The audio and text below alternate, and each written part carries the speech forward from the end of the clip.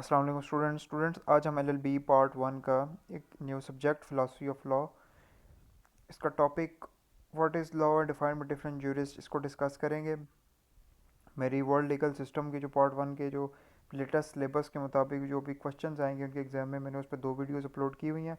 थोड़ा सा मेरे लिए भी डिफ़िकल्ट है, मैं खुद भी स्टूडेंट हूँ, अपनी स्टडीज़ भी रखनी है और आप लोगों को भी गाइड करना है, क्योंकि मैंने जो चीज़ खुद पार्ट 1 में रह के देखी है कि पार्ट 1 वाले स्टूडेंट्स को इतनी अवेयरनेस नहीं होती कि वो एलएलबी में वो परफॉर्म कैसे करेंगे, पेपर अटैम्प्ट कैसे करेंगे।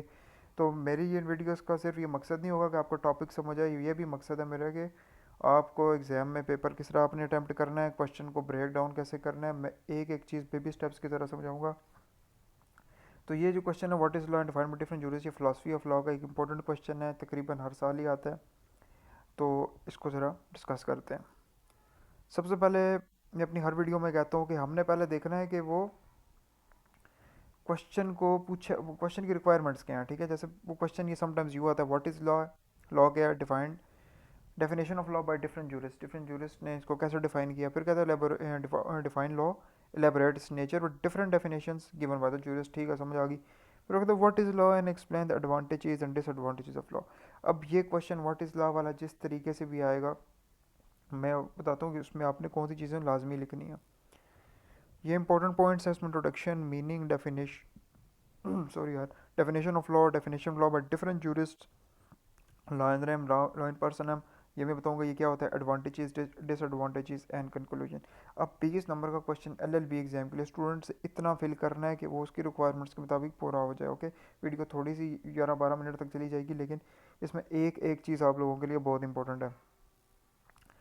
अब introduction, the word law has different implications depending on it's use. ठीक है, लॉ की डिफरेंट इम्प्लीकेशंस हैं। ठीक है, वो जैसे उसने यूज़ होना है डिपेंडिंग ऑन इस यूज़ पे है। वेरियस स्कूल ऑफ लॉ है, defined law from different angle से वेरियस स्कूल्स ऑफ लॉ ने इसको डिफाइन किया। जैसे some define it on basis of its nature, other focuses on its sources and overall जो इसका मीनिंग है, law is a social science that grows and develop along with the growth and development of society. जो society develop होती है, law में भी changings आती हैं और वो भी डेवलप होता रहता है। ये सिंपल सा आपने इंट्रोडक्शन देना है। मीनिंग ऑफ लॉ, अब ये चीज़ आपने इसमें लाजमी मेंशन करनी है। कहते हैं in one aspect the god made laws such as the law of gravitation, law of motion. ठीक है, कि मतलब ये कि गॉड मेड लॉज, जैसे दो लॉज यूनिवर्सल अनचेंज।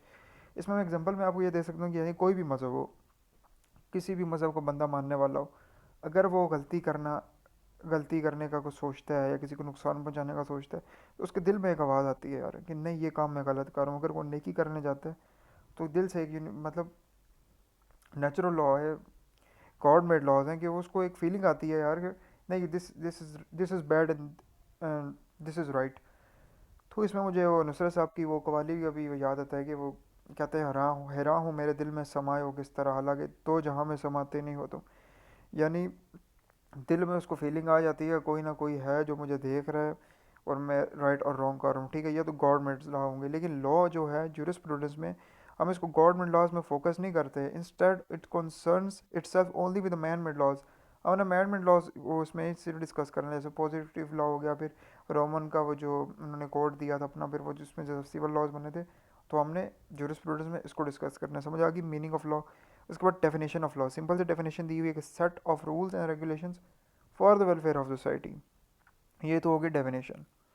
अब definition of law by different jurist. ठीक है, इसको आपने तकरीबन 10 एक मैंने यहाँ पर डेफिनेशन दी हैं डिफरेंट जूरिस्ट की, बहुत आसान है। मैंने इसको स्टार्ट किया हुआ सुकरात, प्लाटो और अरिस्टोटल से, क्योंकि जो मैन मेड लॉज जो स्टार्ट कराए थे जो वो सुकरात से ही बेस हुए थे सारे। सुकरात ने सबसे पहले रूल ऑफ लॉ के वो दिए थी, जजमेंट्स दी थी, स्टेटमेंट्स दी थी। फिर उसको सिला भी जैसे बहुत अच्छा मिला था उस वक्त में, इसको सजाए मौत दे दी गई थी उस वक्त के दौर में। जज ने किंग ने सॉरी इसको कहा था कि तू जहर का प्याला पी के और टुर जाग ले जान। ठीक है, तो इसकी बहुत ज़्यादा मेहनत थी। फिर उसके बाद इसका स्टूडेंट प्लाटो, और प्लाटो के बाद अरिस्टोटल, और अरिस्टोटल को फादर ऑफ पॉलिटिकल साइंस भी कहते हैं क्योंकि इसकी स्टेटमेंट रिटन फॉर्म में थी। वो दो तो रिटन फॉर्म में नहीं लिख सके, इसने रिटन फॉर्म में लिखी थी।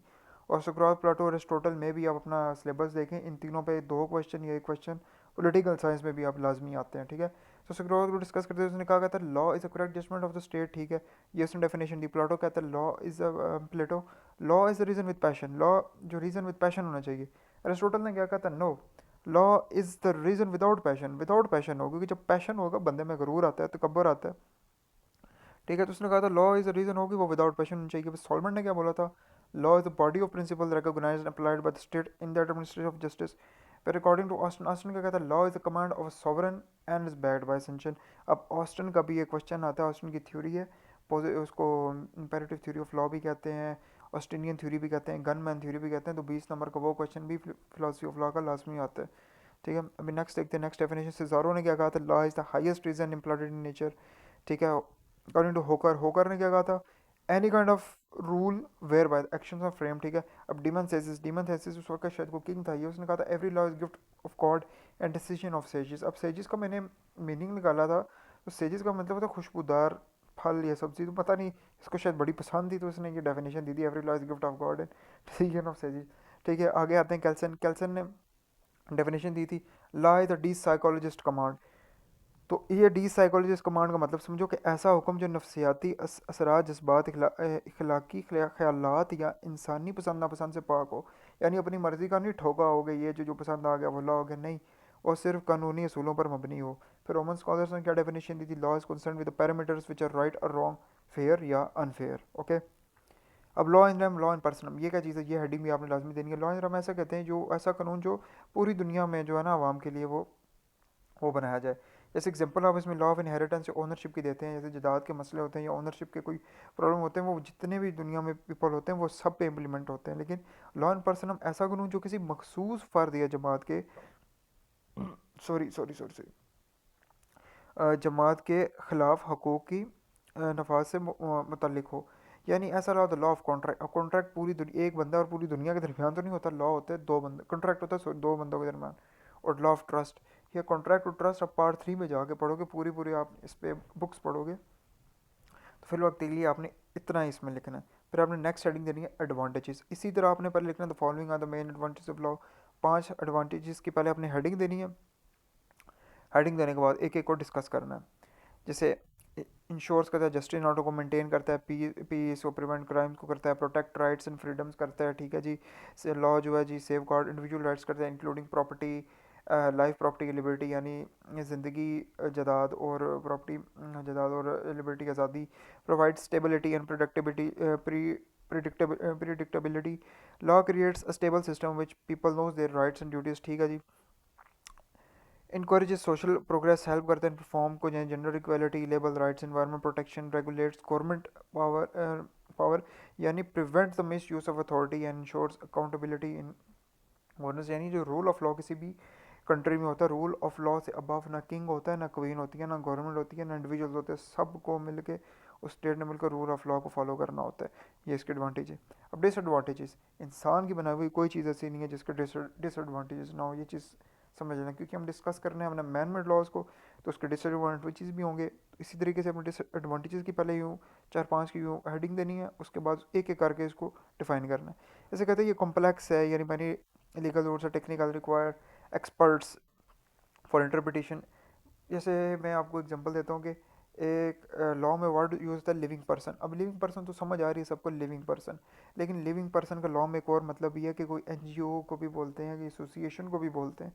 तो कभी भी ऐसे लफ्ज़ आ जाते हैं इसकी इंटरप्रिटेशन के लिए एक्सपर्ट चाहिए होते हैं, ठीक है।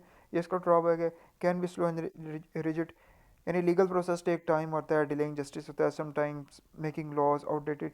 जैसे आप अदालतों में देखें तो वो बड़ा बर्डन होता है एक जज पे, तो वो काफ़ी, फिर उसके बाद वो केसेस होते हैं तो फिर एक केस को इतना फोकस नहीं करता, फिर उसकी डेट दे देता है, फिर वो आगे यूँ काम सिलसिला चलता रहता है। तो स्लो प्रोसेस भी है, एक्सपेंसिव भी है। हम जब कहते हैं सो चंगा वकील करना, जब चंगा वकील कर सो चंगी फीस भी तो सो, ठीक है। उसके लिए फिर वो थोड़ा सा वो कॉस्टली हो जाता है। पॉसिबिलिटी ऑफ मिस यूज़ भी हो सकता है बाय पावरफुल इंडिविजुअल्स के, नॉट फेयर इन प्रैक्टिस।